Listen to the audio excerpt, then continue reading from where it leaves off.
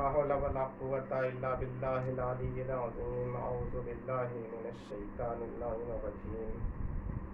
بسم الله الرحمن الرحيم. الحمد لله رب العالمين، والصلاة والسلام والتحية والإكرام على النبي الأمي المكي المدني القرشي البدري الهاشمي مولانا ومولى الكونين جد الحسن والحسين بالقاسم محمد وآله الطيبين الطاهرين المعصومين المظلومين المنتجبين المنتخبين ولعنة الله على أعدائهم أجمعين من ليلتنا هذه إلى صباح يوم الدين. أما بعد، فقد قال أمير المؤمنين علي بن أبي طالب عليه أفضل الصلاة والسلام في حديثه الشريف: بسم الله الرحمن الرحيم. بسم الله الرحمن الرحيم.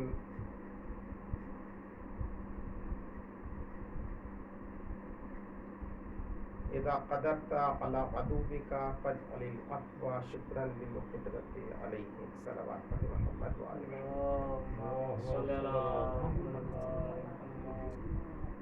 مولانا متقیان، نہج البلاغہ میں بڑی خوبصورت سی بات ارشاد فرما رہے ہیں.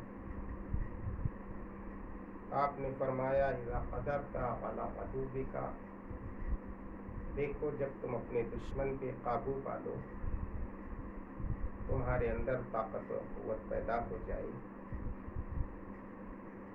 اور جو تمہارا دشمن ہے اس پہ تم تسلط حاصل کر لو. فاجعل العفو عنہ شکرا للقدرت علیہ، تو اس قدرت کا تم شکر ادا کرو اپنے پروردگار کا کہ اس نے تمہیں اتنی طاقت اور قوت دی ہے اور تم اس کو معاف کر دو. طاقت اور قوت ہونے کے بعد اگر انسان معاف کر دیتا ہے تو یقیناً یہ ایک بہت بڑا جگر ہے، بہت بڑا دل ہے انسان کا، کہ انسان طاقت اور قوت کے ساتھ اسے بخش دے اور اسے معاف کر دے. یقیناً جب انسان کے پاس طاقت ہوتی ہے، قدرت ہوتی ہے، تو وہ بدلہ چاہتا ہے. لیکن اخلاق انبیاء میں سے ہے کہ معصومین اور نبی کبھی بدلہ نہیں چاہتے ہیں، بلکہ عفو ان کی زندگی میں رہا ہے، معاف کر دینا ان کی کردار میں رہا ہے، ان کی اخلاق میں رہا ہے. اور اگر اسلام کو سمجھنا ہے تو اخلاق سے سمجھیں، عفو سے سمجھیں. اسی لیے اگر آپ پیغمبر اسلام کی زندگی کو دیکھیں تو نبی کریم کی زندگی کے جو اہم پہلو ہیں ان میں یہ ہے کہ آپ لوگوں پہ کسی پہ ظلم نہیں کرتے تھے، اور اگر آپ پہ کوئی زیادتی کرتا تو آپ اسے معاف کر دیا کرتے تھے. اور یہی طریقہ اہل بیت اطہار کا بھی رہا ہے کہ کبھی آپ نے زیادتی نہیں کی ہے، بلکہ عفو اور درگزر کا سہارا لیا ہے. معصومین کی پوری زندگی اگر دیکھ لیں، مولانا متقیان کی زندگی کو دیکھ لیں، تو ان کی زندگی میں بہت سے ایسے مواقع پائے جا رہے ہیں کہ جہاں پر کہ نبی اور امام بدلہ لے سکتے تھے، اس کے باوجود بھی آپ اسے معاف کر رہے ہیں. علی کی زندگی، حسن مجتبیٰ کی زندگی، یہاں تک کہ اگر آپ حسین شہید کربلا کی زندگی کو دیکھیں تو یہاں پر بھی وہی صفت پائی جا رہی ہے. اور شاید اسی لیے پیغمبر اسلام نے فرمایا ہے کہ میرا پہلا بھی محمد ہے، میرا درمیانی بھی محمد ہے، میرا آخر بھی محمد ہے، اور ہم سب کے سب محمد ہیں. اس لیے کہ جو پہلے محمد میں صفت پائی جاتی ہے وہی درمیانی محمد میں صفت پائی جاتی ہے، وہی آخری محمد میں بھی صفت پائی جاتی ہے. اور سب سے اہم صفت یہ ہے کہ انسان کا اخلاق بلند تر رہے۔ مولا کائنات نے فرمایا لا دین لمن لا اخلاق لہ، اس کے پاس دین نہیں ہے، مذہب نہیں ہے، شریعت نہیں ہے کہ جس کے پاس اخلاق نہیں پایا جا رہا ہے۔ تو سب سے اہم چیز ہے اخلاق کا پیدا کرنا، با اخلاق انسان ہونا۔ مکارمی اخلاق ایک دعا بھی ہے امام سجاد علیہ السلام، اس میں بھی تمام اخلاق کے پہلو نظر آ رہے ہیں۔ ایک چھوٹا سا واقعہ کہ مولا نے جو فرمایا ہے کہ اس کے پاس دین اور شریعت نہیں ہے کہ جس کے پاس اخلاق نہیں پایا جاتا ہے، تو سب سے اہم چیز ہے انسان اپنی زندگی میں با کردار رہے، با اخلاق رہے۔ اپنی اخلاق و کردار کے ذریعے سے انسان دشمن کو بھی اپنا دوست بنا سکتا ہے، اور اگر بد اخلاقی آ جائے تو ممکن ہے اپنا قریب والا انسان بھی اس سے دور ہو جائے۔ بہرکیف ایک صرف واقعہ کہ اخلاق کسے کہتے ہیں، ہمارے اور آپ کے ساتویں امام حضرت امام موسیٰ کاظم علیہ افضل الصلاۃ والسلام کا زمانہ ہے۔ آپ اپنے اصحاب کے درمیان میں تشریف فرما ہیں، صحابیوں کے جھرمٹ میں آپ بیٹھے ہوئے ہیں، ہر ایک صحابی آپ سے محو گفتگو ہے، ساتویں امام گفتگو کر رہے ہیں کہ درمیان گفتگو میں ایک شخص آیا اور آنے کے بعد امام کی طرف دیکھا اور دیکھ کر کے جتنی اس سے گالیاں ہو سکتی تھی اپنی زبان میں امام کو گالیاں دی، برا اور بھلا کہا اور کہتا ہوا چلا جاتا ہے۔ اصحاب نے دیکھا کہ ہاں میرے مولا کو یہ انسان گالیاں دے رہا ہے، بد اخلاقی سے پیش آ رہا ہے۔ جو صحابی تھے امام کے اٹھے اور اٹھنے کے بعد کہا کہ مولا اجازت اگر دے تو یہ ابھی میں اس کو اس کے کیفر کردار تک پہنچا دیتا ہوں۔ معصوم نے کہا نہیں، تم صبر کرو۔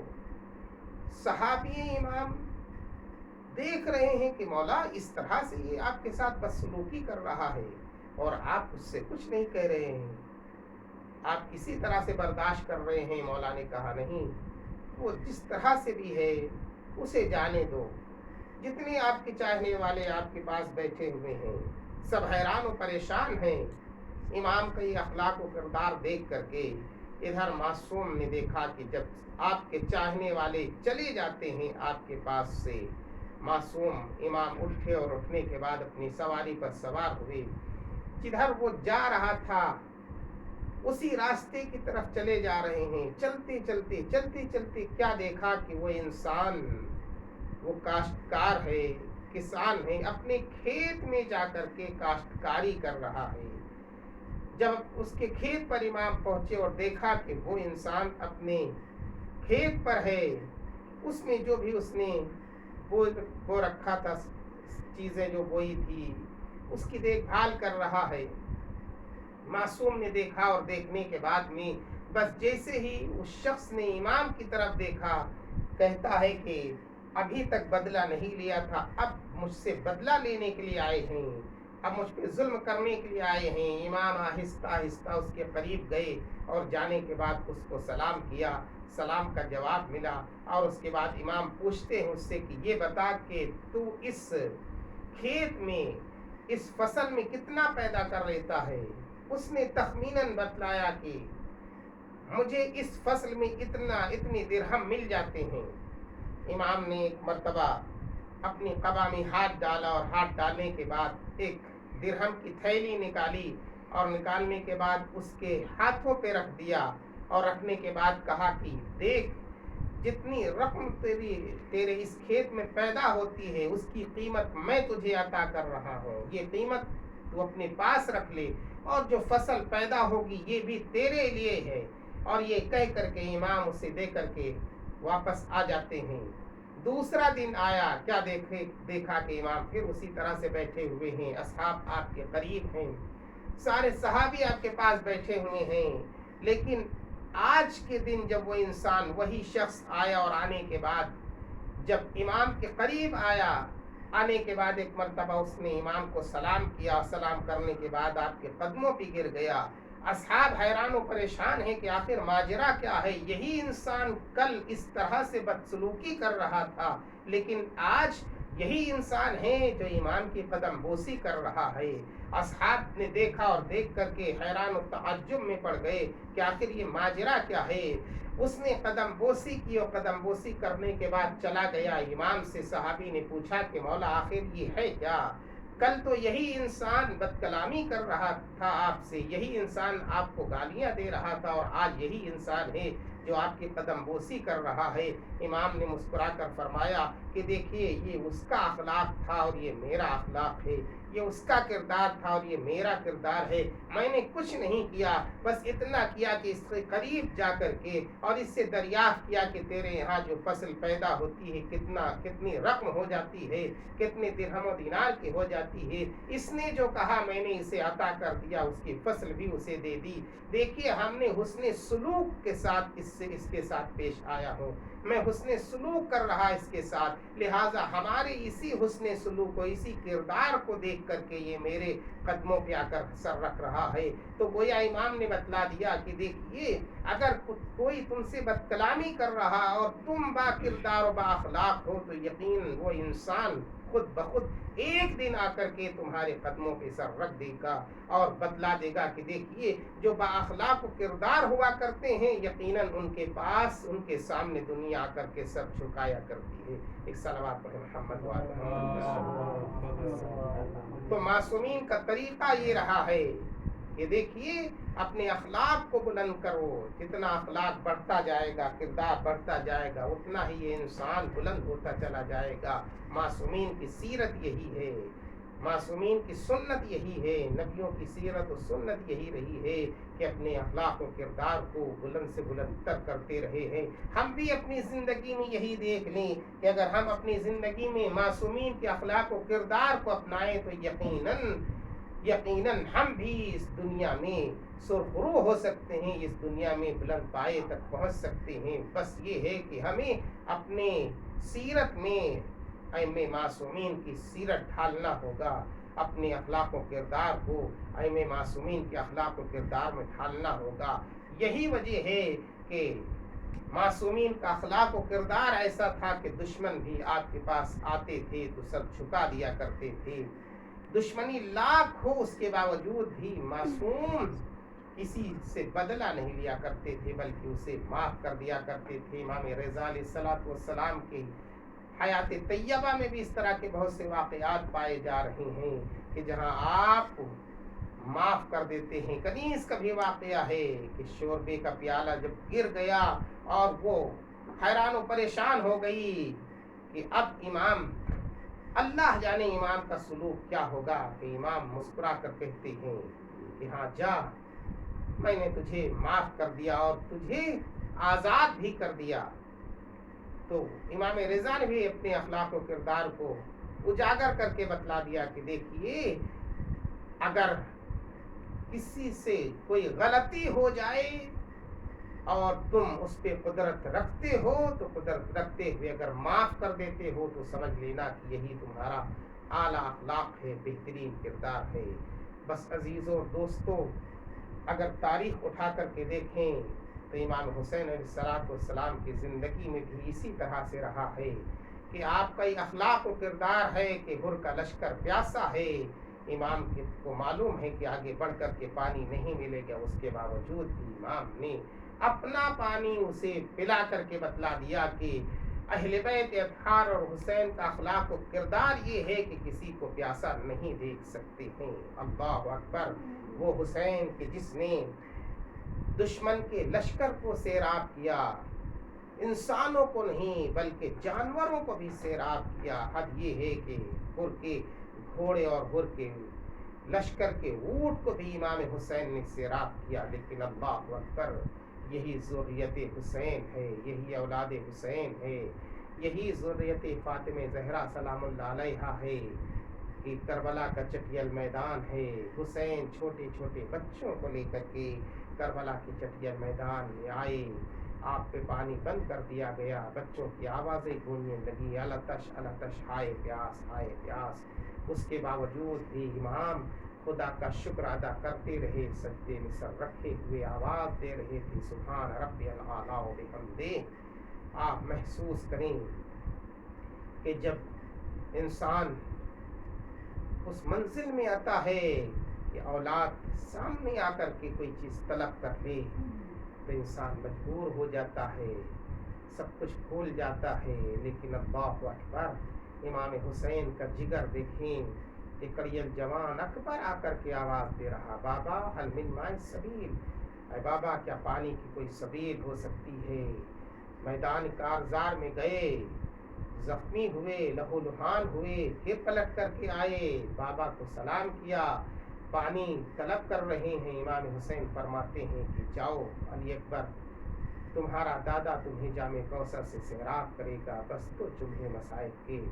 कि जब इमाम हुसैन अलैहिस्सलाम से रुखसत हो करके फिर जनाब अली अकबर मैदान में गए हैं, चारों तरफ से मजमा है, दुश्मन हैं, आप पे हमले कर रहे हैं।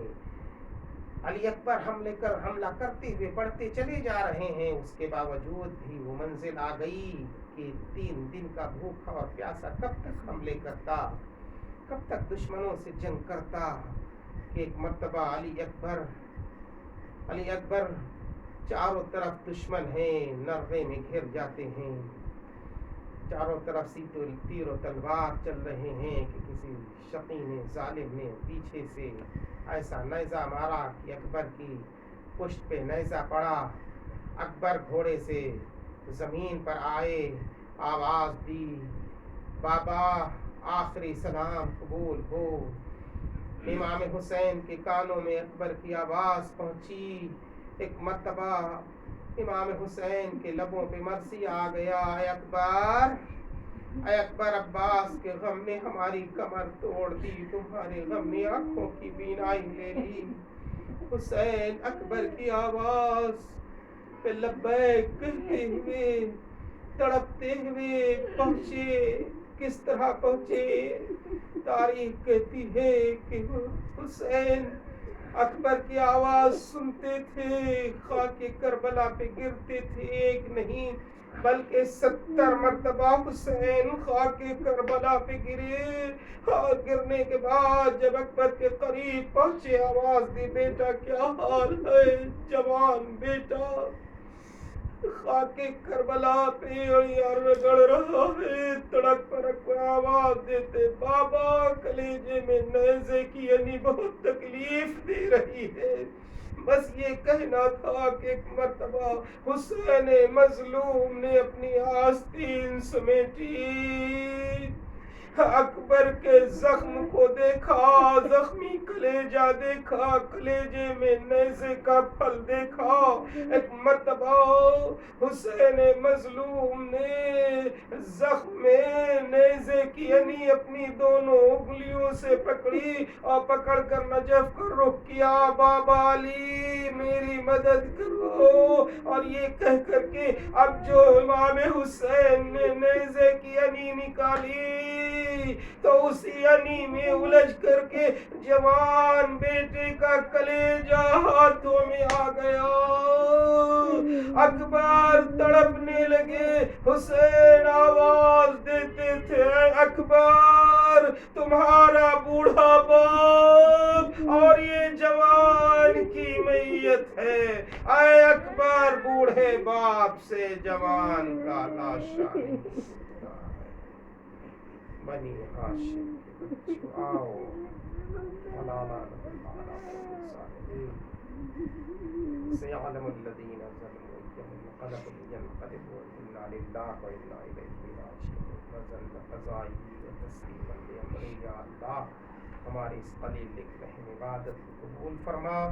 परवरदिगार तुझे वास्ता है, मेरे अतहार का जो बीमार में शिफाए कामिल व आजिल इनायत फरमा।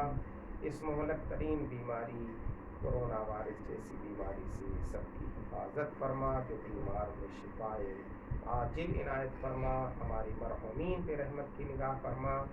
या अल्लाह तुझे वास्ता है, मैं अतहार का हम सबके गुनाह कबीरा सगीरा को माफ़ फरमा। معبود امام زمان کے ظہور میں تعجیل فرما، ہم سب کو ان کی آواز انصار میں شمار فرما۔ ربنا تقبل منا انک انت السمیع العلیم۔ ایک بار